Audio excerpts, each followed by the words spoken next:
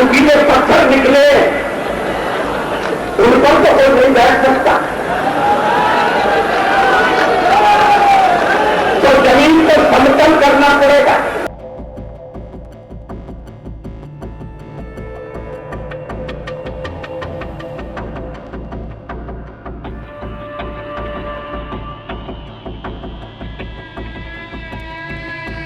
भगवान श्री राम की प्राण प्रतिष्ठा 22 जनवरी को होने वाली है। 22 जनवरी इतिहास में दर्ज हुआ, क्योंकि जो राम भक्त थे, जो कार सेवक थे, उन सभी के लिए ये सबसे बड़ा दिन होगा।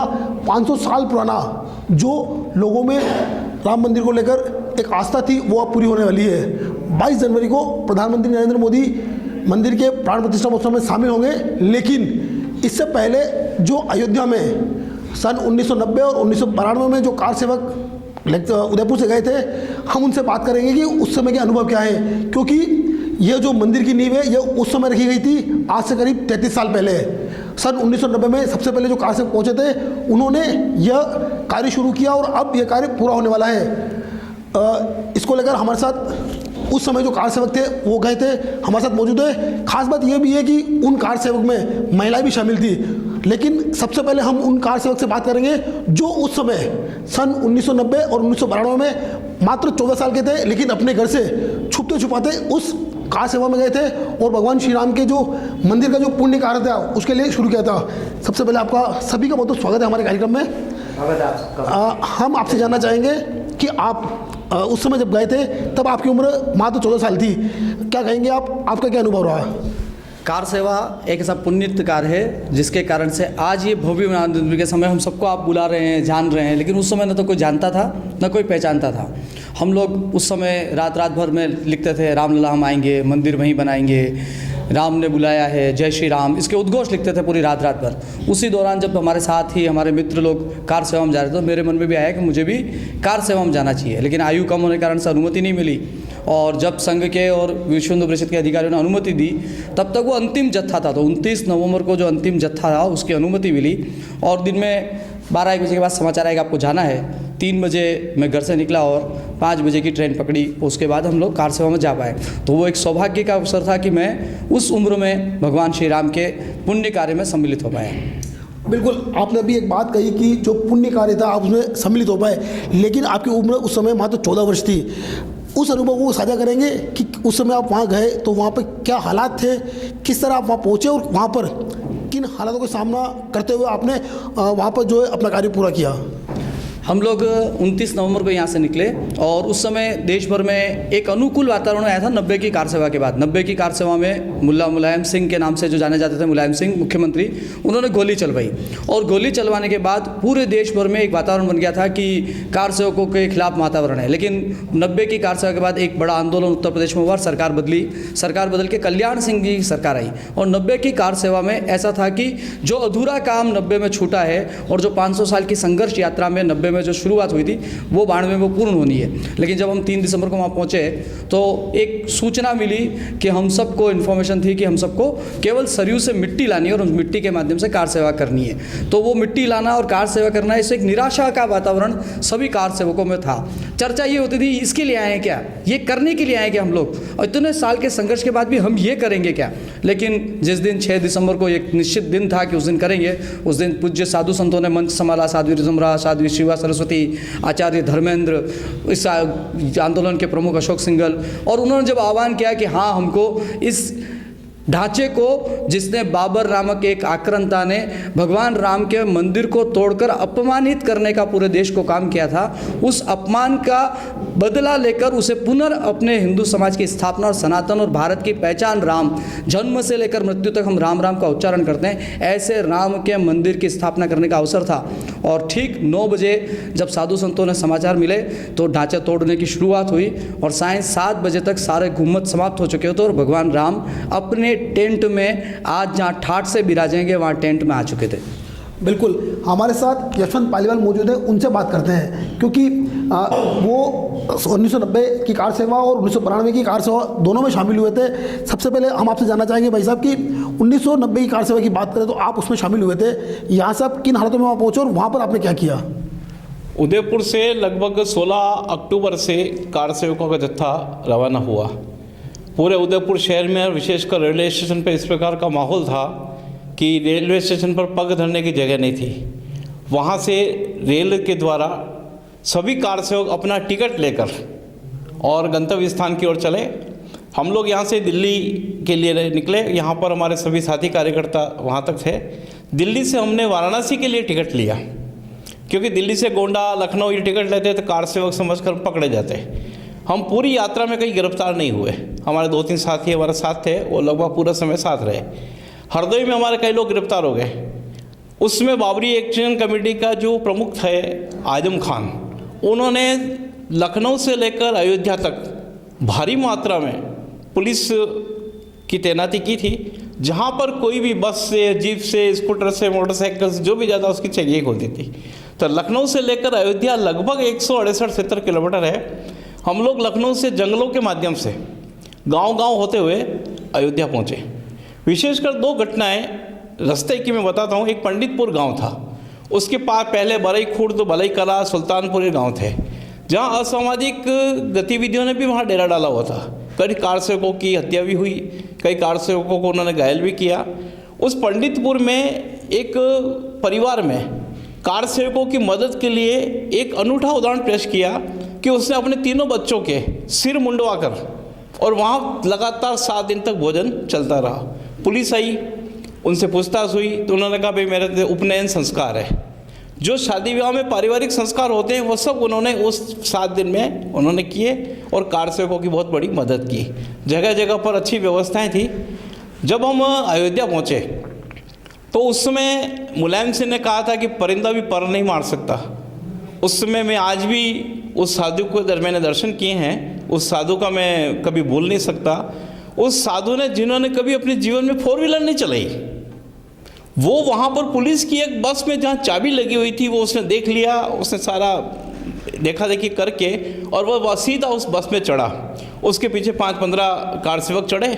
उसमें मुझे जहाँ तक ध्यान है एक जगदीश करके अपने राजसमंद जिले का एक कार सेवक था, वह भी उसमें चढ़ा, जिसने सबसे पहले वहाँ 90 की कार सेवा में भगवा झंडा फहराया था सबसे पहले। और बाद में वो नीचे गिरा, उसके हाथ पैर भी टूटे। और उस साधु ने उस बस में चढ़कर गोलीबारी के बीच में बैरिकेड तोड़कर और वो सीधी जहाँ पर कार सेवा करनी थी उस गंतव्य स्थान पर वो पहुँचे। इस घटना से मुलायम सिंह मुख्यमंत्री बहुत क्रोधित हुआ, गुस्से में भरा हुआ था। और 2 नवंबर को जब शांति प्रदर्शन हुआ कि भाई जो कार सेवक मारे गए थे, तो उस समय 3 स्थानों से जत्थे निकले। एक सरयू की तरफ से माननीय अशोक सिंघल के नेतृत्व में, एक राम मंदिर के पीछे की तरफ से माननीय मुरली मनोहर जोशी के नेतृत्व में, और एक हमारे मणिराम दास छावनी से जो जत्था निकला उसमें लगभग 1800 लोग थे। पीछे से जो कार सेवक आए उनकी संख्या भी मान लें तो करीब 3-4 हज़ार लोग थे। उसमें विनय जी कटियार हमारे साथ थे, महेंद्र नाथ जी अरोड़ा, ये राम कुमार जी सेठिया, ये सब लोग उसमें साथ में थे। मैं आपको यहाँ रोकना चाहूँगा। मैं आपसे एक चीज़ और जानना चाहता हूँ कि 1990 के अंदर जब कार सेवा हुई थी तो वहाँ पर एक उन्नाव जेल का भी किस्सा है, जबकि उन्नाव जेल में कई कार सेवक बंद रहे थे और वहाँ पर उनके साथ उनको खाना पीना भी नहीं दिया गया, उनके साथ मारपीट भी हुई। उसको लेकर आप क्या कहेंगे? नहीं, हम लोग तो क्या है कि सीधा यहाँ से दिल्ली, दिल्ली से लखनऊ, लखनऊ से अयोध्या गए।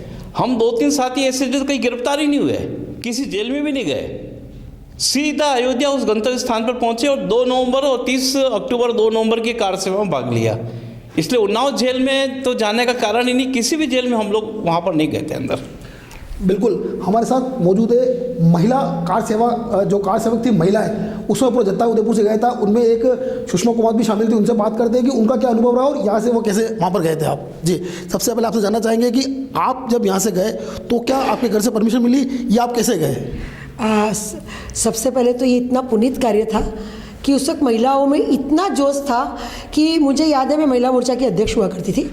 अगर किसी भी महिलाओं को कहना है कि अयोध्या जाना है तो सब अपने काम को छोड़ के तैयार हो जाता है। पर पार्टी का ये आदेश था कि 90 में हमको नहीं ले जाया गया था, तो हम लोग पार्टी स्टेज पे हमेशा बोलते नहीं हमको जाना है, हमारी सुरक्षा की कोई चिंता मत करो, हमको जाना है।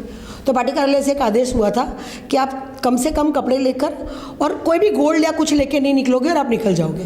क्योंकि मैं महिला मोर्चा की अध्यक्ष थी। मेरे पहले एक जत्था निकला था 30 तारीख को, है ना, उसमें शिव प्रकाश सनाड्या और किरण माहेश्वरी के साथ विश्व हिंदू परिषद की राधिका लड्डा, पुष्पा जी, ये लोग सब गए थे। 2 तारीख को मेरे को गुलाब जी भाई साहब के साथ जाने का मौका मिला और मुझे याद है श्रीनाथ जी का मंदिर जो अपना सिटी में है, वहाँ से हमारा जत्था निकला था। मेरे साथ 35 महिला थी और मैं 35 महिलाओं को जत्थों को लेकर निकली थी। तब मेरी छोटी बेटी 2 साल की थी। घर से जरा भी परमिशन नहीं थी कि नहीं जाना है, बच्चे को कौन पालेगा, तुम्हारा कुछ हो जाएगा तो हम क्या करेंगे।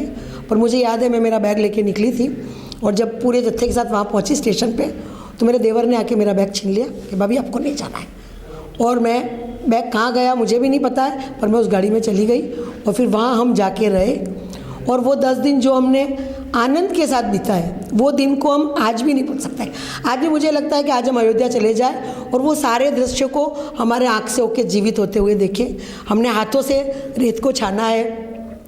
रोज़ सरयू नदी किनारे जाते थे हम महिलाएं, बाल्टी में कपड़े डालते थे पहनने के और बाल्टी लेके पैदल पैदल। आपको बताऊँ, अयोध्या में 350 मंदिर है। हमने करीब बहुत सारे मंदिरों के दर्शन करे। सरयू किनारे जाते थे, हमारे कपड़े जैसे तालाब के किनारे धोते हैं वैसे धोते थे, साथ में डुबकी लगाते थे। हमारे साथ जोत सिंह दाई जी होते थे। जोत सिंह दाई जी हमको नाक पकड़ के सबके नाम की डुबकी लगाते थे कि भाई आप सरयू में स्नान कर रहे हो, ये पवित्र नदी है, तुम्हारे पूरे परिवार के लेके नाक में बंद करके, हमको तैरना आता नहीं था तो डुबकी लगवाते थे। और फिर हम दिया जलाते थे और हम दर्शन करते करते वही ग्राउंड में पहुँचते थे और सब जगह टेंट लगे थे खाने के। हम किसी भी टेंट में घुस जाते थे, थोड़ी सेवा करते थे, खाना खाते थे और निकल जाते थे। पुलिस वाले आज भी हमको यादें कहते थे जय श्री राम, तो हम कहते थे हो गया काम। और ये नारे लगाते लगाते हम ग्राउंड में पहुंचते थे और भाषण चलते ही रहते थे पूरे दिन। वहाँ पूरे दिन खाते रहते थे, कोई धूप किसी की चिंता नहीं थी। अल्लड़ता से हम घूमते थे। जिस 6 तारीख को गुम्बज ढहा, उस दिन का शायद आज भी हम बात करते तो रोंगटे खड़े हो जाते। क्या दृश्य था! ऐसा लग रहा था कि बस भगवान ने हमारे ऊपर बहुत बड़ी कृपा की है और इस अनुष्ठान में हमारा योगदान रहा। हम सब महिलाएं बहुत खुश हुई। हमने जितने पैसे थे, मैं कुछ गोल्ड लेके गई थी मेरा, क्योंकि मैं गोल्ड पहनती थी, तो हमने सारे पैसे इकट्ठे करे, तेल खरीदा, शहीद गली में हमने दिए जलाए और हमने बहुत सारे नारे लगाए। हमारी आवाज़ भी बैठ गई थी।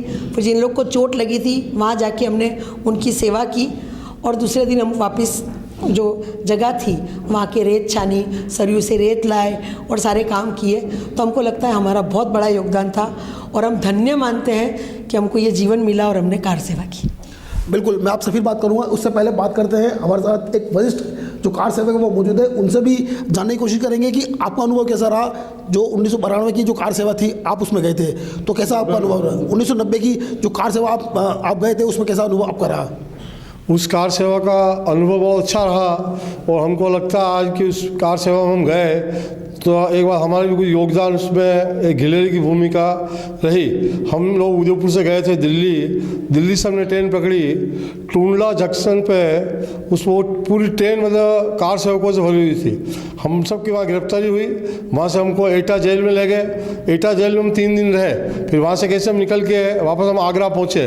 आगरा में हम वापस गिरफ्तार हुए और वहाँ हम 2 दिन रहे। वापस वहाँ से निकले हम और हमने देखा कि जो पुलिस जो इतनी बर्बरता कर रही थी आगरा में, मतलब जो कार सेवकों के जत्थे वहाँ से भी जा रहे थे, सब जगह जा रहे थे, उन पर लाठीचार्ज वगैरह। और संतों को हमने देखा, संतों को बाल पकड़ के उनकी दाढ़ियाँ खींच के पुलिस ले जा रही थी और उनका पता भी नहीं लगा। जो हमारे साथ में भी एक संत थे हमारे, जो सर्वदिलास में लक्ष्मीनारायण जी मंदिर है, विश्वम्भर दयाल जी, तो उनका तो हमको पता ही नहीं लगा। फिर बहुत टाइम बाद में जब हम भी उदयपुर आए, वो भी आज उनका पता लगा कि वो भी इसमें सुरक्षित बचे हैं। बाकी इस कार सेवा का बहुत अच्छा अनुभव रहा और इस कार सेवा के लिए बहुत इच्छा थी कि प्रभु राम जो एक बार टाट में का उस मतलब ढांचे के अंदर नीचे है, जो हमारा जन्म स्थान प्रभु का, वो दूसरों के कब्जों में एक वो बापरी का कलंक का निशान वो कैसे मिटे, उसके लिए 90 के दशक से पहले आंदोलन चालू हो गया था। दिल्ली में विश्व हिंदू परिषद की बहुत बड़ी रैली हुई थी 10 लाख लोगों की, उसमें भी मेरे को जाने का अवसर मिला। अडवाणी जी भी बोल रहे थे, फिर थोड़ा जोश नहीं आ रहा था तो अशोक जी सिंघल ने वो माइक रीतमरा जी को दिया। रीतमरा जी जब बोलने लगी, जो व्यक्ति उठ के आधा किलोमीटर चला गया वो भी वापस आ गया और 12:15 बजे चली। उसके बाद में कार सेवा हुई और हमको भी लगा कि इस कार सेवा में भाग लेंगे तभी। और बहुत संघर्ष का भी समय है जब ये राम जन्म का मंदिर बनेगा। बिल्कुल, आपसे एक चीज़ और जानना चाहेंगे कि अभी आपने एक बात कही कि आगरा और एटा जेल में आप बंद रहे। एक जगह आप 3 दिन बंद रहे, एक जगह आप 2 दिन बंद रहे। उस जेल की जो यात्रा थी जब आप बंद रहे तो उसके अनुभव कैसे रहे, क्योंकि शायद पहला मौका होगा जब आप जेल में बंद होंगे, तो आपको कैसा महसूस हुआ, या फिर कहें कि जो कार सेवक अन्य जगह से भी आए थे उस समय क्या चर्चा का विषय रहा? वो तो क्या है कि जो हमको जेलों में रखा, इन्होंने कॉलेजों को जेल बना दी थी, एटा में भी और आगरा में भी, तो वहाँ सैकड़ों कार सेवक थे, तो इसलिए वो तो माहौल ही कार सेवकों ही था। पुलिस का तो माहौल था ही नहीं, पुलिस की गवर्नमेंट के पास इतनी व्यवस्था भी नहीं थी जो लगा सके। और हम लोग जो उदयपुर से कार सेवा में गए तो एक बार घर वाले शुरू में थोड़ा लगा कि जा रहे वापस आएंगे नहीं आएंगे। मेरी उस वक्त 35 साल की उम्र थी, 3 बच्ची पत्नी वगैरह सब थे। पिताजी कहते थे यार तुम जाओ, तुम्हारे को भरोसा नहीं है। फिर हम लोग गए और हमको घर वाले सब रेलवे से छोड़ने आए, तिलक करके माला पहना के हम लोगों को भेजा। घर वालों ने भी इतना उनका हमारे प्रति वो योगदान रहा। यहाँ पर हम रुकेंगे एक छोटे से ब्रेक के लिए। ब्रेक के बाद फिर इनसे बात करेंगे कि अब जब कार सेवा 1990 और 1992 में जो कार सेवा हुई, आप सभी ने भाग लिया, अब जब मंदिर बनने जा रहा है तो ये कैसा अनुभव कर रहे हैं।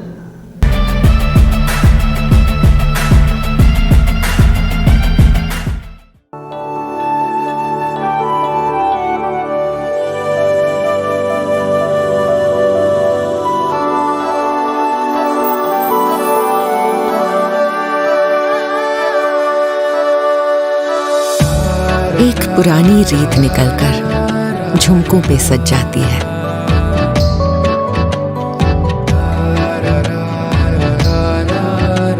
जिस दीपक को छू लेती हूँ वो बाती इथलाती है।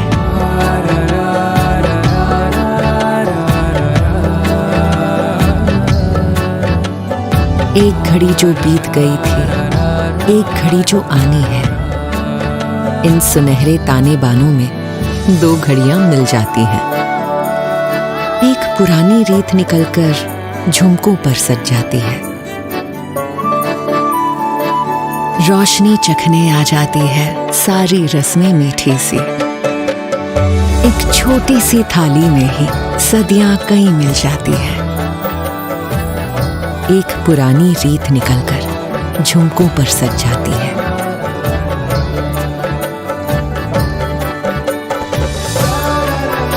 ये रीत पहनकर रात सजा दे,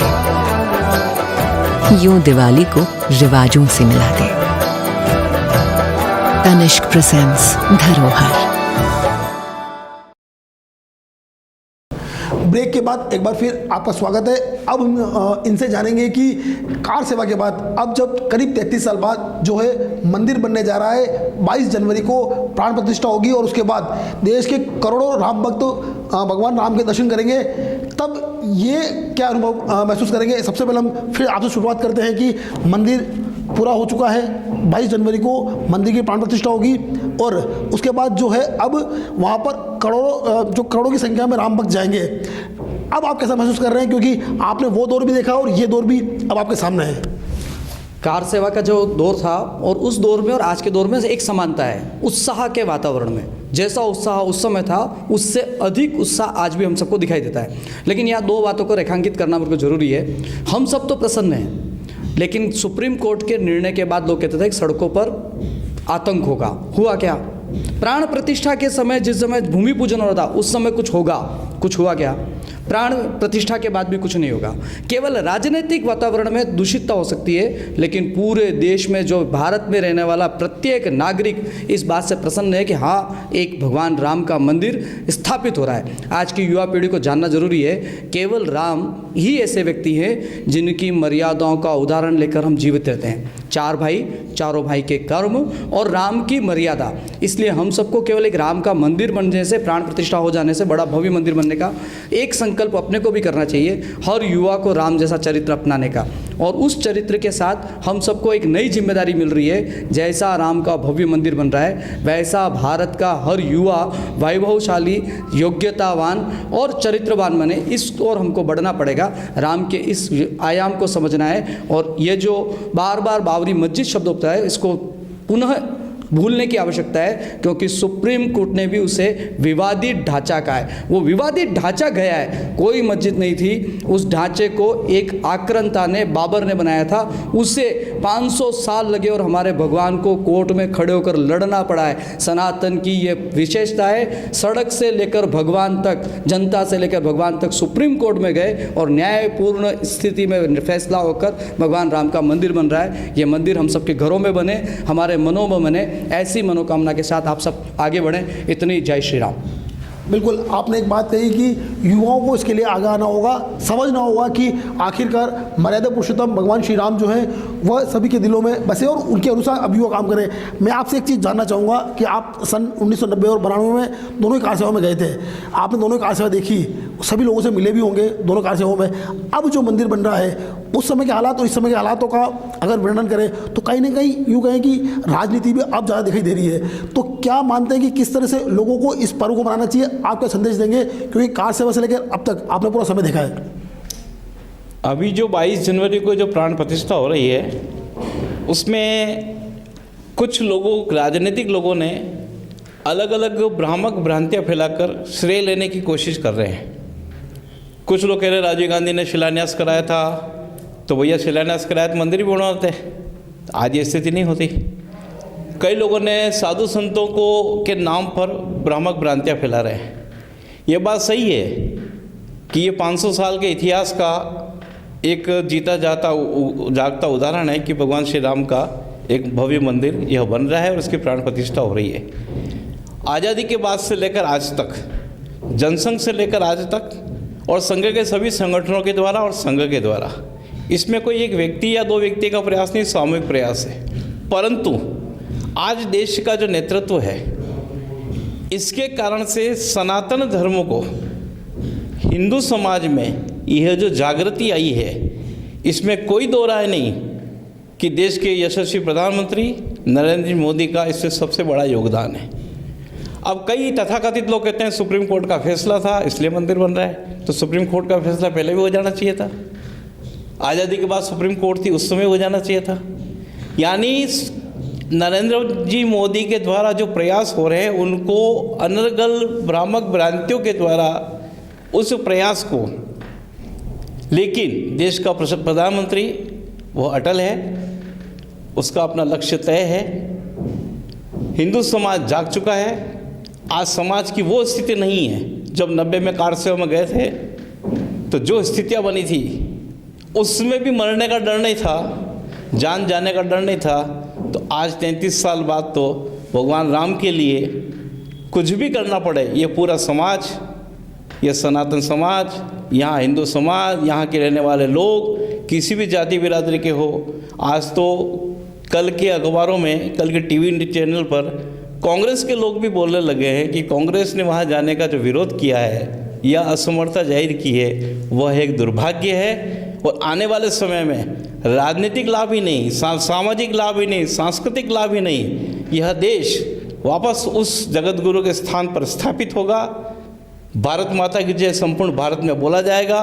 राजनीतिक परिदृश्य कुछ भी हो, सामाजिक और सांस्कृतिक दृष्टि से ये भारत का उत्थान, इसका उद्भव 22 जनवरी के बाद होगा, ये मैं दावे के साथ कह सकता हूँ। बिल्कुल, आपने एक बात दावा किया है कि जो फिर परिवर्तन होगा।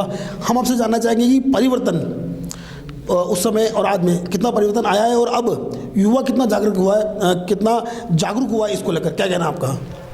22 जनवरी को राम मंदिर की जो प्राण प्रतिष्ठा होने जा रही है, सबसे पहले हमारे जो कार सेवक उस वक्त गए थे, कई कार सेवक शहीद हो गए थे, संत शहीद हो गए थे। उनके परिवार वालों को आज बहुत खुशी की बात है कि हम अपने जीते इस मंदिर की प्राण प्रतिष्ठा होते हुए देख रहे।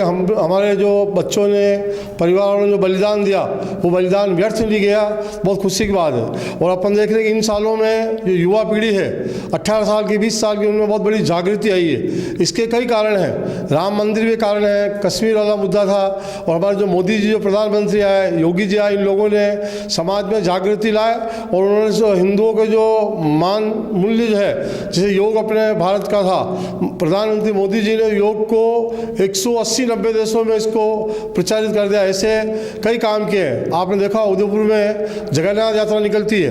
पिछले साल मैंने देखा जगन्नाथ यात्रा में 18 साल 20 साल के हजारों युवा थे। तो एक समाज में बहुत बड़ी जागृति आ रही है, और अपने युवा जब जागृत होंगे जब भी हिंदू धर्म देश आगे बढ़ेगा।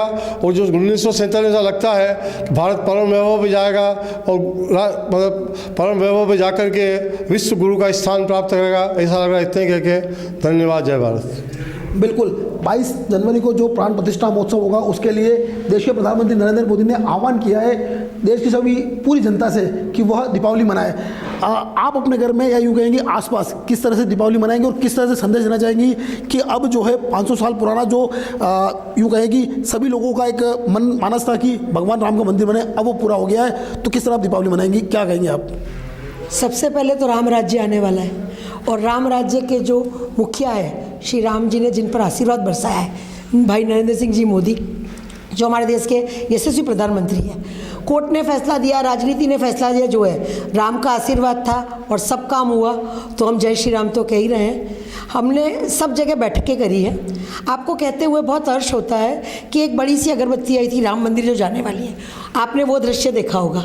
घर घर में आज मैं बताऊं कि जितने संभ्रांत परिवार हैं जो +1 के हैं, जिनको लगता है कि क्या है कि राम मंदिर और राम नाम और ये सब राजनीतिक क्षेत्र है, वो सब आज जिस जगह मैं रहती हूँ, जो बड़े बड़े फ्लैट्स हैं, हम जब थोड़े से चावल लेके जाते हैं वहाँ कहते हैं कि हम ये पीले चावल और राम का ये आपको निमंत्रण देने आ रहे हैं। आप बताओगे घर के नीचे, फ्लैट के नीचे जो सामूहिक जगह है, वहाँ पे पूरे फ्लैट के लोग, महिला पुरुष सब इकट्ठे होते हैं, बच्चे भी आते हैं। और जब हम कैसेट लगाते हैं और उनको पीले चावल देते हैं, सब महिलाएं अपने पीले उपरने के साथ हाथ में चावल लेती है और जय श्री राम के नारे लगाती है, पुरुष भी लगाती है।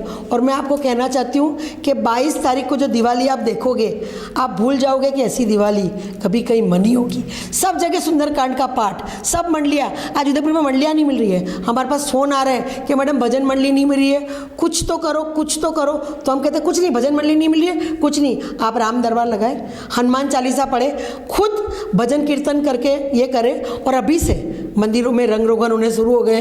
कितने जो सेवाभावी हैं, जो तन मन धन से लगे, वो मंदिरों को रोगन लगाना, ध्वजा लगाना, दिए जलाना, और सब जितनी समय सेवी संस्थाएं हैं, जितने ट्रस्ट हैं, वो सब रोज़ आरती उतार रहे हैं। स्वर्ण लेनी वालों ने कल प्रोग्राम किया है। हमने कल फतेह सागर पर जो महिला लड़कियाँ हैं अभय भेद करके, जो कन्याकुमारी से प्रधानमंत्री के लिए साइकिल पे जा रही है, कल हमने उनका स्वागत किया है। तो ये दृश्य आप हजारों साल की दिवालियों को भूल जाएंगे। ऐसी दिवाली बनेगी और ये राष्ट्र दिवाली बनेगी और ये राम राज्य की दिवाली बनेगी। एक बार फिर हम आपको ले चलते हैं उन कार सेवक के पास, जब वो वहाँ गए थे तब उनकी उम्र 14 वर्ष थी। अब हालांकि उनकी उम्र, क्योंकि 33 साल बीत चुके हैं, उम्र भी अधिक हो चुकी है, लेकिन आप क्या संदेश देना चाहेंगे, क्योंकि आप युवाओं के लिए प्रेरणा स्रोत रहे उस समय, क्योंकि आप 14 साल की उम्र में वहाँ गए थे, तो आप अब क्या संदेश देना चाहेंगे युवाओं को, और वो किस तरह से दिवाली मनाए, या फिर किस तरह से जो सनातन धर्म की बात कर रहा है वह किस तरह से काम करे, क्या कहना आपका? राम को आधार बनाकर राम की वास्तविक जीवन को समझने की ज़रूरत है। आज अपने समाज में, हम बाकी सब बातें छोड़ दें तो आज अपने समाज में 2-3 बुराइयां हैं। आज भी हम छुआछूत से ग्रसित हैं। राम शबरी के झूठे बेर खाते हैं, वो प्रतीक है कि कोई भी वंचित शोषित पीड़ित नहीं है। अहिल्या तारते हैं, अहिल्या कौन थी? तो अहिल्या कोई पत्थर नहीं थी, ऐसी महिला जिसको समाज ने छोड़ दिया, समाज ने निर्वासित कर दिया, जिसका मन पत्थर का हो गया, उस महिला को स्पर्श कर कर माँ कहकर पुकारते हैं, यानी उसमें मातृत्व का भाव जागरण करते हैं। तो छोड़े हुए समाज में वंचित शोषित पीड़ित हैं, उन तक पहुँचें। एक भी घर सनातन का ऐसा ना रहे कि उनके घर में दीपक ना जलाओ। हमारी जिम्मेदारी है, हर युवा की जिम्मेदारी कि वो कच्ची बस्ती, सेवा बस्ती बस्ती, वंचित, शोषित, पीड़ित में जाएं, वहाँ दीपक दें। और जैसा हम कहते थे कि नारी सम्मान इस देश का प्रतीक है, पूरी महाभारत और पूरा रामायण केवल नारी सम्मान के लिए लड़ा गया है, तो हम सनातन के युवा और यूथ यहाँ इस बात को समझें कि हाँ, हमारा कैरेक्टर इस बहुत बेस्ट होना चाहिए। भारत का कैरेक्टर क्या कहता है? Money is lost, nothing is lost, health is lost, something is lost, character is lost, everything is lost. इसलिए हमको अपना कैरेक्टर राम जैसा करना चाहिए। ये राम का प्रतीक हमारे जीवन की आस्था का प्रतिबिंब है। राम जैसा बने, सीता जैसा बने, ऐसा करने से ही भगवान राम के भव्य मंदिर के प्रति हम सच्ची और समर्पण की भावना से उसके लिए काम कर पाएंगे। आज के युवा की जिम्मेदारी इसलिए अधिक है क्योंकि पूरी दुनिया का 40% से कम आयु का वर्ग किसी देश में है तो भारत में है, और वो युवा ही राम को अपने चरित्र से स्थापित कर सकता है। इसलिए मैं कहता हूँ, राम जैसा बनने का प्रयत्न करिए, सीता जैसा बनने का प्रयत्न कीजिए। बिल्कुल, ये थे कार सेवक जिन्होंने अपना जो है अनुभव साझा किया। और सन 1990 से लेकर 1992 जो 2 कार सेवाएं हुई थी, उस समय जो कार सेवक यहाँ से गए थे, उन्होंने वहाँ की ये क्या स्थिति थी, उस समय वहाँ पर क्या जेलों की स्थिति रही, इसके अलावा वहाँ की जो स्थानीय पुलिस के साथ साथ वहाँ की जो सरकार थी उन्होंने क्या किया, वह सारी बातें इन्होंने अपने साथ साझा की है। यहाँ पर चैनल 9 न्यूज़ एक अपील करता है कि जो 22 जनवरी को प्राण प्रतिष्ठा महोत्सव होगा, उस दिन सभी लोग अपने घर में दीपावली मनाएं, दिए जलाएं। और एक बात और ख़ास कि सभी जो युवा है वह भगवान राम के चरित्र अनुसार अपने जीवन को यापन करें, ताकि सभी उनके पथ पर चल सके और भारत देश को आगे बढ़ा सके।